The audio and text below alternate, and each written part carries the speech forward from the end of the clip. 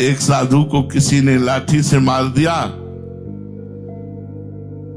वो सिर से खून निकलने लगा और चला गया। वो तो साधु बेहोश। अस्पताल में पहुंचे, कुछ लोग लेकर के मरहम पट्टी उनकी की। अस्पताल का जब डॉक्टर आया, उनको गरम मीठा दूध पिलाया जा रहा था और पूछा कि आपको किसने मारा? उनका आपने। सब लोग डॉक्टर की तरफ देखने लगे। बोले साधु से कहा तुम्हारा दिमाग तो ठीक है। बोले अब मुझे संशय में नहीं डाल सकते, पहले मारा, फिर अस्पताल लाए, फिर मीठा दूध पिलाया और फिर हम से पूछ रहे किसने मारा?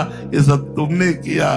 डॉक्टर की तो होश खराब हो रहे थे कि ये तो मुझे ऐसा, तुम्ही ने लाठी मारी हो, तुम ही दूध पिला रहे हो, तुम ही दवा दे रहे हो, तुम ही मुझसे पूछ रहे हो। तो उन्होंने कहा महाराज आपका दिमाग सही है ना?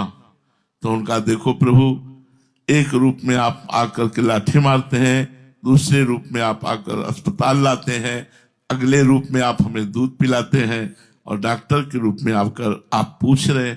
आप ही तब उनकी समझ में आया सब रूपों में भगवान है। ऐसा हम मान ले तो हमारा कोई तिरस्कार, कोई अपमान, कोई दुख, हमारी खुशी सदा वर्तमान में बनी रहेगी। जो लोग हमारी निंदा करते हो हम पर बड़ी कृपा करते हैं, हमारे पापों को नष्ट करते हैं। बिना भोगे पापों को नष्ट करने का उपाय है अपनी निंदा करवाना।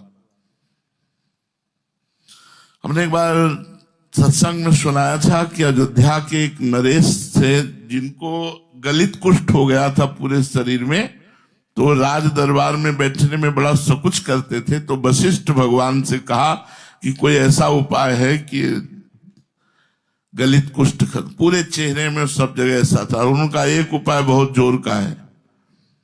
तुम्हारे बड़े भ्राता युद्ध में पधार गए थे, उनकी पत्नी महल में है, तुम रोज रात के 8 से 10 बजे तक 2 घंटा उनको रामचरित्र सुनाया करो, बस इसी में ठीक हो जाओगे।